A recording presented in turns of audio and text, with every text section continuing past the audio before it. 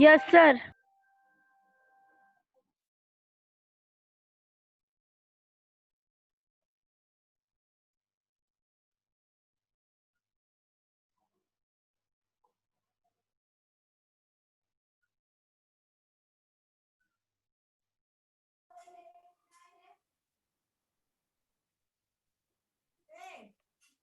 क्या जब गई थी तभी बोलना, जब गई थी तभी बोलना।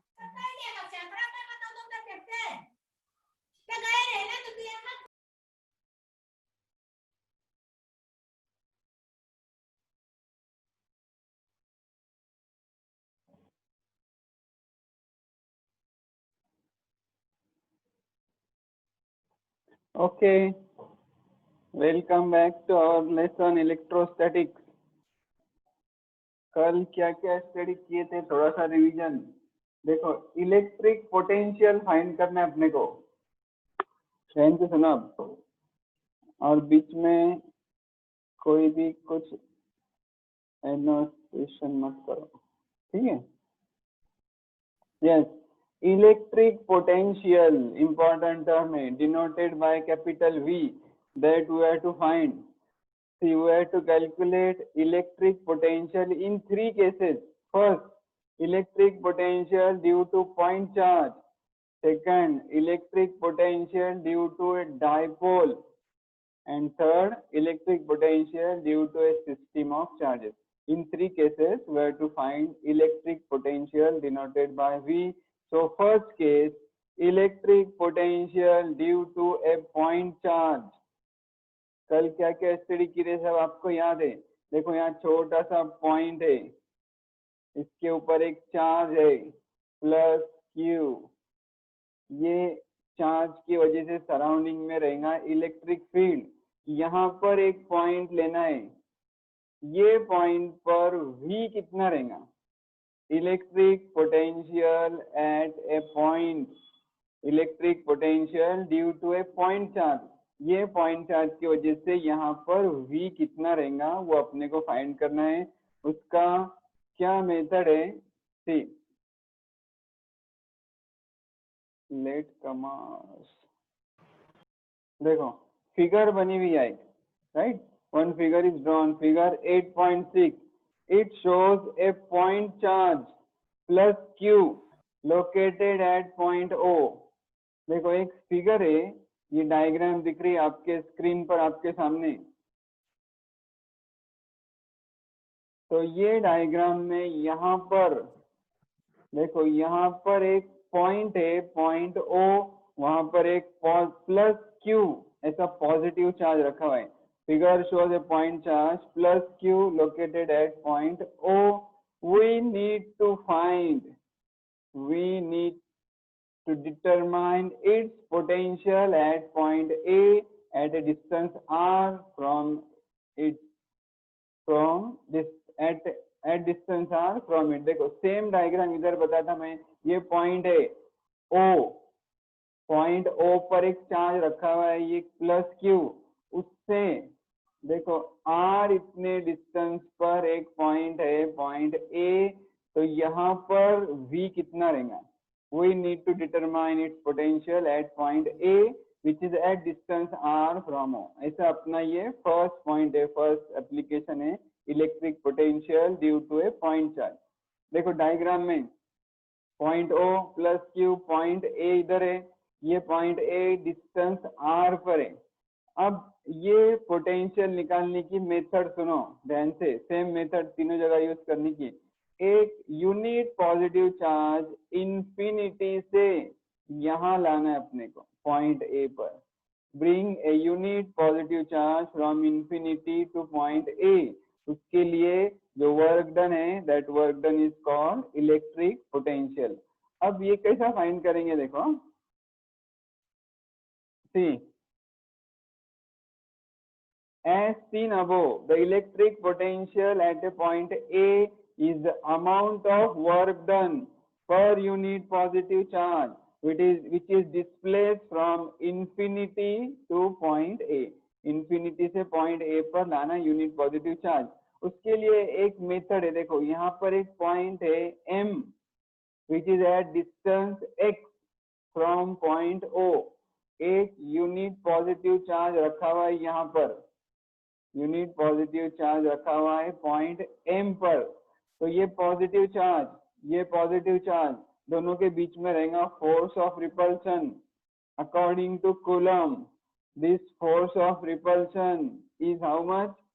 सी, force of repulsion is 1/4 pi epsilon 0 q upon x square। देखो x मतलब O से M का डिस्टेंस, और 11 में फाइंड किए थे अपने 1/4 pi epsilon 0 q1 q2 upon r square। तो यहाँ q2 जो है वो है यूनिट, मतलब 1, इसलिए यहाँ सिर्फ मैंने लिया q divided by this distance square x square. See, let M be an intermediate point on this path where OM is equal to x. This OM is equal to x. The electrostatic force on unit positive charge at M is of magnitude F is equal to 1/4 pi epsilon 0 q upon x square। इसका direction कौन सा रहेगा? It is directed away from O। O से दूर की तरफ act हो रहा है वो, कौन से डायरेक्शन में? अलोंग दिस OM, ये डायरेक्शन में दूर की तरफ, directed away from point O। अब देखो, for infinity small displacement dx from M to N, infinity small मतलब छोटा सा डिस्प्लेसमेंट है, यहाँ पर एक पॉइंट कंसीडर करो N, एक पॉइंट है M, उसके बिल्कुल नजदीक पॉइंट है N जिसका डिस्टेंस है dx। तो वो चार्ज को यहाँ से यहाँ तक लाने के लिए कितना वर्क डन कर रहा हो फाइंड करो। ये चार्ज को छोटे से डिस्टेंस dx के यहाँ से यहाँ तक लाने को कितना वर्क डन लगेगा वो फाइंड करो, और टोटल वर्क डन कैसा मिलेगा उसका इंटीग्रेशन लेंगे। ठीक है, उसका लेंगे इंटीग्रेशन। पहले स्मॉल वर्क डन फाइंड करेंगे। देखो, for infinitesimal displacement dx from M to N, the amount of work done is given by, work done का formula, work is force into displacement, dw is minus f dx, dw is minus f dx, f है force, dx है displacement, और minus sign क्यों? The negative sign appears as the displacement is directed opposite to that of force। opposite है, displacement left की तरफ जा रहा, force right की तरफ जा रहा, इसलिए यहाँ नेगेटिव साइन। अब अपने को फाइंड करना है टोटल वर्क डन, इंटीग्रेशन करना पड़ेगा। देखो, total work done in displacing the unit positive charge from infinity two point A is given by, कहाँ से कहाँ आ रहा है? इन्फिनिटी से पॉइंट A पर। तो टोटल वर्क डन के लिए इसको इंटीग्रेट करना पड़ेगा। देखो, W, इसका माइक चालू है, बंद करो। शाहनवाज म्यूट करो। देखो, W is integration F dx, W is integration F dx। कुछ पूछना है क्या Fareen Shaikh? No sir. Integration F dx, देखो यहाँ माइनस F dx, इसका इंटीग्रेशन लेंगे। अब F का वैल्यू सब्स्टिट्यूट करेंगे। क्या है F का वैल्यू? देखो, ये 1/4 pi epsilon 0 1/4 pi epsilon 0 into dx, minus sign वैसे के वैसा। कांस्टेंट को क्या करते? इंटीग्रेशन के बाहर लेते। कांस्टेंट क्या क्या है? 1/4 pi epsilon 0 कांस्टेंट है, q कांस्टेंट है। देखो, उसको इंटीग्रेशन के बाहर जब लेंगे, minus sign, minus q/4 pi epsilon 0 integration. देखो यहाँ 1/x स्क्वायर था, 1/x स्क्वायर को ऊपर लेंगे तो x⁻², x⁻² into dx। Integration का लोअर लिमिट है इंफिनिटी, अपर लिमिट है r, क्योंकि you are taking You are taking the charge from infinity to distance r. अब इसका इंटीग्रेशन कैसा लेते, कल मैंने बताया था, देखो integration x raise to minus two dx is minus 1 upon x, that you know. का इंटीग्रेशन आता माइनस 1 अपॉन एक्स. तो देखो यहाँ लिखा ब्रैकेट में minus 1 upon x. Lower limit है इंफिनिटी, अपर लिमिट है r. लिमिट का क्या करते हैं, पहले अपर लिमिट डालो फिर लोअर लिमिट डालो. पहले देखो साइन चेंज होगी, माइनस माइनस हो जाएगा plus 1 upon r minus 1 upon infinity. 1 upon r upper limit minus 1 upon infinity lower limit. 1 upon infinity का वैल्यू रहता है 0, इसलिए अपना आंसर आया W is Q upon 4 pi epsilon 0 into this R. ये जो W है, this is nothing but electrostatic potential. Electrostatic potential is nothing but the work done. So by definition, this is the electrostatic potential at point A due to charge Q. Final formula मिला V is equal to Q upon 4 pi epsilon 0 R. देखो electric ये एक ही point का है ना, point charge V is equal to Q upon 4 pi epsilon 0 R. ये positive रहेगा कब, positive charge particle produces positive potential, negative charge particle produces negative potential. ठीक है, तो ये फॉर्मूला याद रखो ये लेसन में अपने लिए. अब इसमें एक चीज देखो, यहाँ डायग्राम इसमें बना है ब्रैकेट में, V is inversely proportional to R. देखो ये V is inversely proportional to R, लेकिन E का फॉर्मूला आपको मालूम है, E में क्या होता, E डिनोमिनेटर में R स्क्वायर रहता, इसलिए E is inversely proportional to R square. ये दोनों में डिफरेंस है. ये फॉर्मूला समझ में आया, V is equal to Q upon 4 pi epsilon 0 R. इस पर एक छोटा सा न्यूमेरिकल लेंगे तो आपको और अच्छे से समझ में आएगा. देखो न्यूमेरिकल पेज, न्यूमेरिकल 8.6 पे देखो क्या है, a wire is bent in a circle of radius 10 centimetre. Wire is bent in a circle of radius 10 centimeter. It is given a charge of 250 microcoulomb. Charge दिया हुआ है देखो Q 250 माइक्रोकूलम, उसको coulomb करेंगे 250 into 10 raised to -6. ठीक है, wire का radius है R 10 सेंटीमीटर, इसको मीटर करेंगे तो 10 raised to -1. बराबर, 10 सेंटीमीटर मतलब 10 into 10 raised to -2 मतलब 10 raised to -1. फॉर्मूला क्या फाइंड करना है, what is the electric potential at the centre. Electric potential का फॉर्मूला फौरन आपको याद आना चाहिए, एग्जाम में एमसीक्यू आ सकते हैं या तो 2 मार्क्स के छोटे छोटे न्यूमेरिकल आ सकते. फॉर्मूला याद करने का है, V 1/4 पाई एप्सिलॉन 0 Q अपॉन R. 1/4 पाई एप्सिलॉन 0 का वैल्यू रहता 9 into 10 raised to 9. Q का वैल्यू है 250 into 10 raised to -6 और नीचे R का वैल्यू है 10 raised to -1. इसको जब सिंप्लीफाई करेंगे, सॉल्व करेंगे, आंसर आएगा 2.25 10 raised to 7 वोल्ट. तो ये electric potential due to a point charge आप फाइंड कर सकते हैं. अब सेम टाइप से और एक चीज का इलेक्ट्रिक पोटेंशियल फाइंड करना है, electric potential due to an electric dipole. Electric dipole का इलेक्ट्रिक पोटेंशियल फाइंड करना है. समझ में आ रहा है ना सबको? कुछ क्यूरी होंगी तो पूछो. यस सर, समझ में दिख रहा है ना, नोट्स स्क्रीन दिख रही? Yes sir. हाँ सर. ये नोट्स है आपके पास, सब लिखने का है बराबर.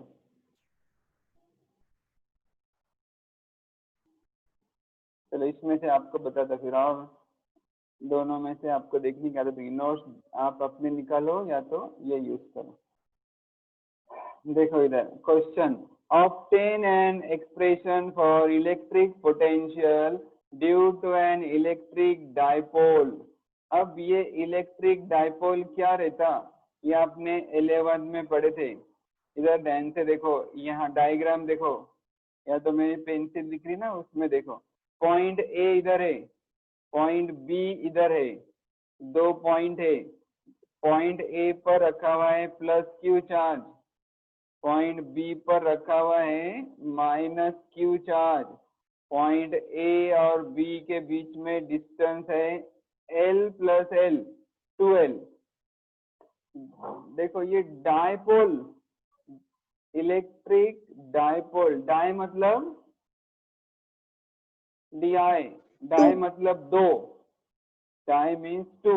दो पोल से, एक प्लस क्यू पॉइंट ए पर, दूसरा माइनस क्यू पॉइंट बी पर। It is separated by some distance, distance here is 2L। इसको बोलते डाइपोल। दो charges, opposite charges separated by some distance is called dipole. तो अब ये डाइपोल कैसा है देखो। Consider electric dipole AB consisting of two charge plus q and minus q separated by a distance 2L। ऐसा इलेक्ट्रिक डाइपोल है। अब हर electric dipole का एक मोमेंट रहता, तो बोलते हैं डाइपोल मोमेंट। यहाँ पर it's dipole moment P is equal to Q into 2L। Dipole moment कैसे रहता, दोनों में से एक चार्ज Q और दोनों चार्ज के बीच का distance 2L coulomb per centimetre. ये डाइपोल है। इसका डाइपोल का डायरेक्शन कौन सा है, डाइपोल मोमेंट का? It is directed from minus Q two plus Q.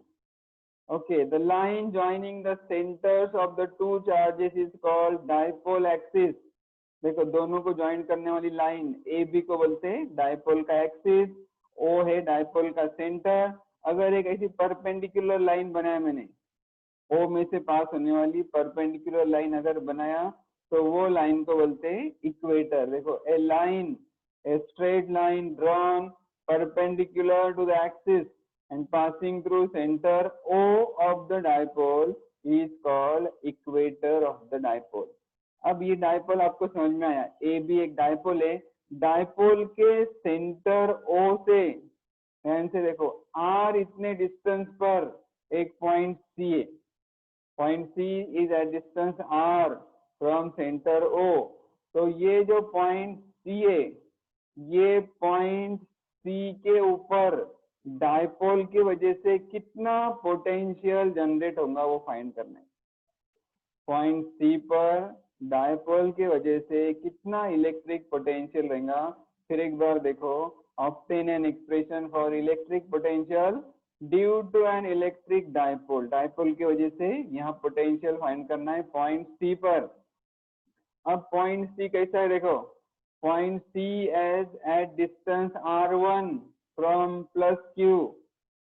Point C is at distance R2 from minus Q। Point C ऐसे लाइन पर है, जो लाइन ये एक्सिस से थीटा इतना एंगल क्रिएट कर रही है। देखो यहाँ लिखा है, in order to determine the electric potential due to dipole, let the origin be the center of the electric dipole। ये उसका ओरिजिन O है।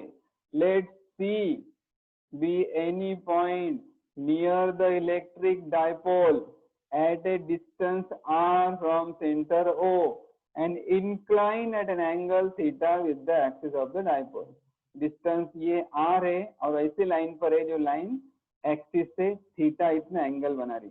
R1 and R2 are the distances of point charges plus Q minus Q respectively।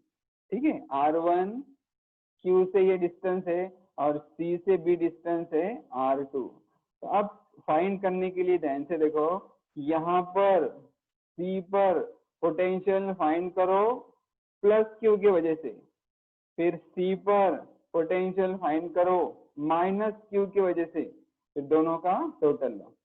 First देखो, potential at C due to plus Q at point A, इसकी वजह से यहाँ कितना potential होगा, ये फॉर्मूला अपने को मालूम है, अभी डिराइव किए। V1 is 1/4 pi epsilon 0 Q upon R1। ठीक है, V1 पहला है 1/4 Q upon R1, ये डिस्टेंस R1। अब potential at C due to charge -Q, ये -Q की वजह से यहाँ कितना पोटेंशियल होगा, डिस्टेंस R2, इधर देखो V2 1/4 Q upon R2, ये पोटेंशियल V1 मिला प्लस Q की वजह से, V2 मिला -Q की वजह से एट डिस्टेंस R पर। अब दोनों का टोटल लेना पड़ेगा। देखो, electrostatic potential is the work done by electric field per unit charge, Q V रहता W अपॉन Q। अब दोनों का टोटल लेंगे। The potential at C due to electric dipole is Vc, दोनों का total Vc is V1 plus V2, V1 plus V2। देखो ये V1 है, ये V2 है, दोनों का टोटल करेंगे तो 1/4 दोनों में वो कॉमन निकलेगा, Q अपॉन 4 Q भी दोनों में, Q अपॉन 4 ये कॉमन निकाले। अब इधर बचा 1/R1, इधर बचा -1/R2, तो ये मिला इक्वेशन, दोनों का टोटल, इक्वेशन नंबर 3। समझ में आया यहाँ तक?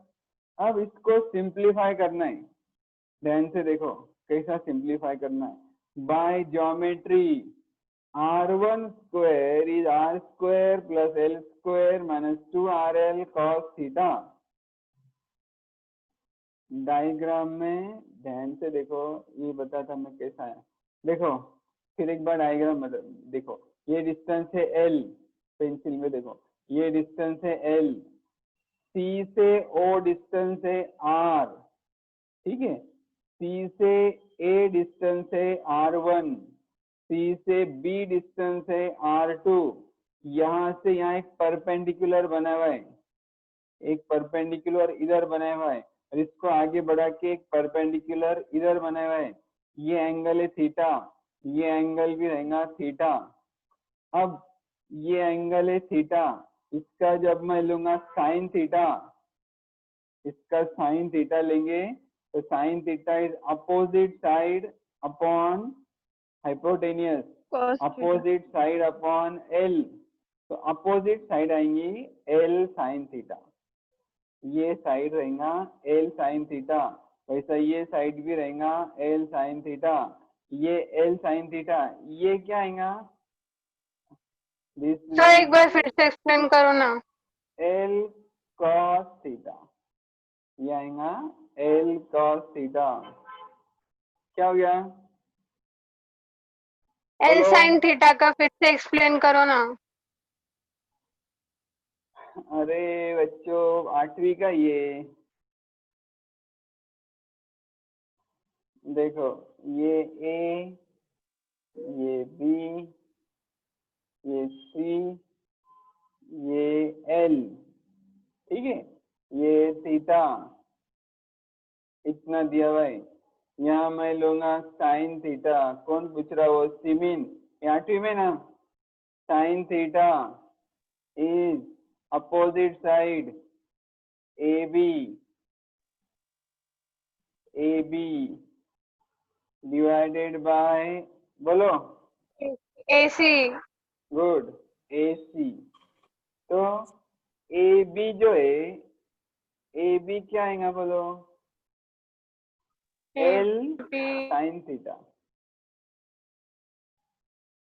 AB क्या आएगा, ये साइड आएगा L साइन थीटा। हाँ समझ गया कैसे आया। ओके वेरी गुड, खुशी की बात है, समझ गया। तो this is L sine theta, तो वैसा ही देखो अब एक cos लेंगे, cos theta is BC upon L, तो BC आएगा L cos थीटा, समझ गया? हाँ सर समझ। हाँ, ये तो देखो डायग्राम में देखो, ये थीटा है, ये L है, L का रहता 90 के अपोजिट, 90 है, ये L है, तो ये इसके सामने वाला रहेगा L साइन थीटा, और ये रहेगा L cos थीटा। ये तो 8वीं का है सर वो अभी। डायग्राम इतनी जम्बल दिख रही ना, उसके वजह से कंफ्यूजन हो रहा। नहीं कुछ जम्मल नहीं, कॉन्सेंट्रेट करो, छोटे बच्चे के तुम अभी। देखो ये तो हो गया 8वीं का, अब 12वीं का बताता हूं मैं आपको। देखो by geometry of the figure. बोलो। क्या?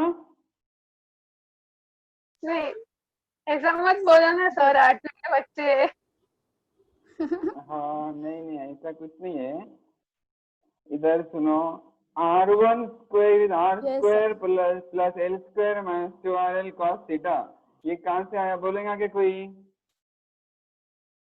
नहीं बोलेंगे। ए स्क्वायर प्लस बोल बी देता। स्क्वायर। देखो अपने को यहाँ ये फॉर्मूला समझे यहाँ तक, ये 1/R1 माइनस 1/R2। अब 1/R1 का वैल्यू फाइंड करेंगे, फिर 1/R2 का वैल्यू फाइंड करेंगे और ये इक्वेशन में डालेंगे। पहले फाइंड करेंगे 1/R1, उसके लिए फाइंड करेंगे पहले R1। देखो फिर से डायग्राम में मेरी पेंसिल की तरफ देखो, ये ए सी और सपोज ये जो ट्रायंगल दिख रहा है, this is a right angle triangle. Again in standard 9 you have studied in right angle triangle, which theorem you can use? Pythagoras, right? Pythagoras theorem. Diagonal square is one side square plus second side square, right?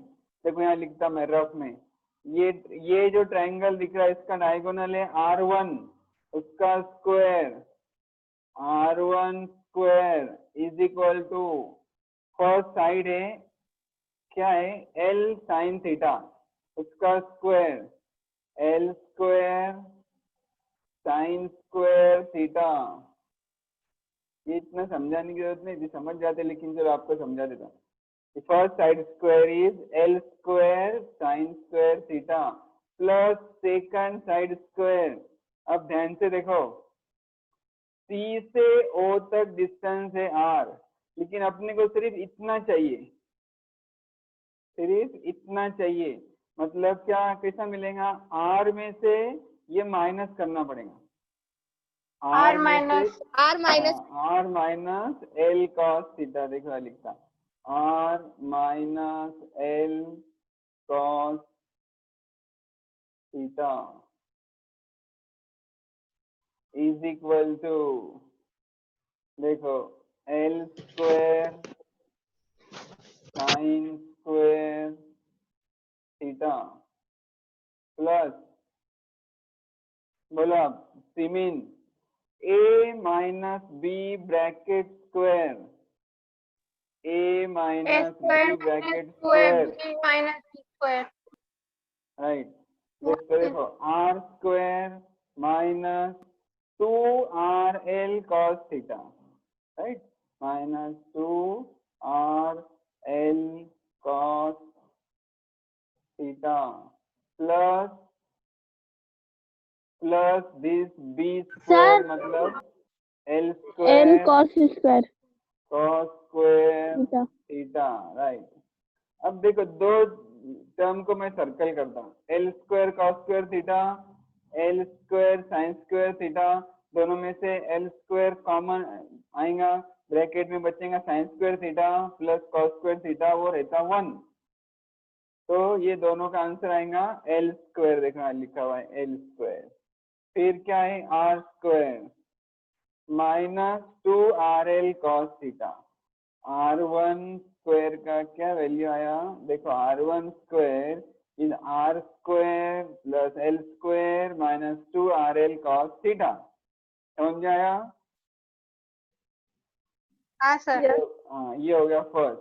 वैसा ही जब मैं R2 लिखूंगा, देखो ये R2, अब फिर से मेरे पेंसिल की तरफ देखो, ये है R, ये ट्रायंगल बना हुआ है, this is a right angle triangle, ये राइट एंगल ट्रायंगल है, ये राइट एंगल ट्रायंगल में R2 square is L square sine square theta plus R square plus L cos theta, यहाँ प्लस आएगा, तो यहाँ प्लस आएगा। सर दोनों राइट एंगल ट्रायंगल है क्या? क्या बोले हैं? वो दोनों राइट एंगल ट्रायंगल है, देखो ये है ना, ये दिख रहा है ना, ये राइट एंगल R1 और R2 वाला। ये एक राइट एंगल ट्रायंगल और है। इससे पहले जो बोले थे वो भी तो वही था। हाँ, ये एक राइट एंगल ट्रायंगल है, दो राइट एंगल ट्रायंगल है ना, ये दोनों बने हुए। तो ये जो राइट एंगल ट्रायंगल में सेम है, R2 square L square sine square theta plus, देखो ये है R, उसमें ये L cos थीटा ऐड करेंगे, R plus L cos theta bracket square, तो सेम आएगा। और यहाँ पर आंसर आएगा R square plus L square minus 2 RL cos theta था यहाँ प्लस 2, सिर्फ इतना फर्क है दोनों में। हो गया, ये पॉइंट आज खत्म करने का है, कभी आप अपने आप बंद हो गए तो वापिस आने का, ठीक है, ज्वाइन करने Yes, का वापिस से।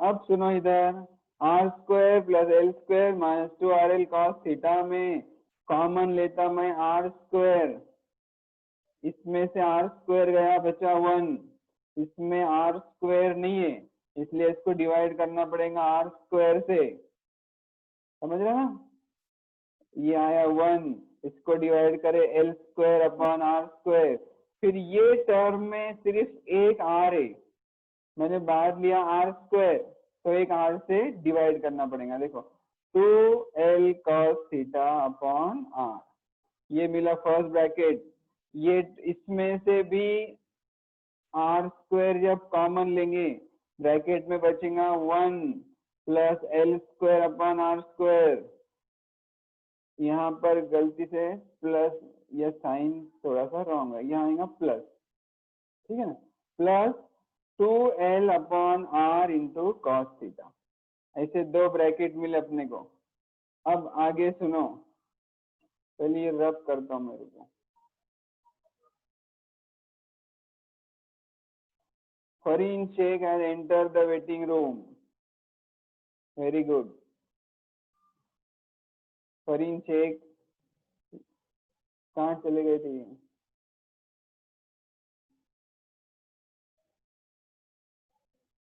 ओके, चलो इधर देखो, ये एक ब्रैकेट मिला, ये दूसरा ब्रैकेट मिला, अब एक अप्रोक्सीमेशन सुनो, for short dipole 2L is very very small then R और R is very very sir वो ग्रेटर। कुछ दिख रहा नहीं।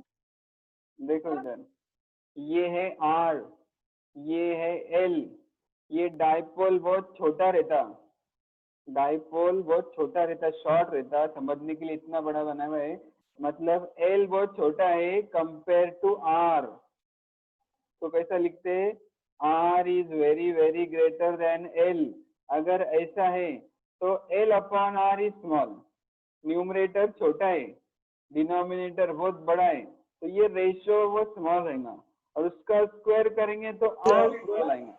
देखो एक टर्म वो वाला पेन वाला देखो जो होगी, हाँ वो पेन अच्छा, ये मत लेना, टर्म में पॉइंट नहीं ना वो पेन ना, ऐसा क्या बोलते हैं, ऐसा कितने चाहिए सर? Sorry sir. देखो एक टर्म में 0.5, उसका स्क्वायर आता है 0.25, 0.25 का स्क्वायर आता है 0.0625, मतलब छोटे टर्म का स्क्वायर करेंगे तो और छोटा आता, तो छोटे टर्म का स्क्वायर किए तो छोटा आएगा L square upon R square, ये इतना छोटा रहेगा कि दैट कैन बी निग्लेक्टेड, तो दोनों ब्रैकेट में से ये निग्लेक्ट कर दो, L square upon R square, तो क्या बचेगा, देखो R1 square, this is R1 square is R square plus, sorry R square minus 2L upon cos theta, ये क्या करे, छोड़ दिए, ये भी छोड़ दिए, तो ऐसे दो ब्रैकेट मिले, R2 square R square 1 plus 2L upon R cos theta. अब दोनों साइड का स्क्वायर रूट लो, R1 स्क्वायर का square root R1, R square की जगह गया R, ब्रैकेट का स्क्वायर रूट नहीं ले सकते इसलिए ऊपर लिखा हुआ है हाफ, हाफ मतलब स्क्वायर रूट, वैसा भी है, इसका स्क्वायर रूट लेंगे तो R2 is R 1 plus 1 upon 2 1 plus 12 upon R cos theta raise to half.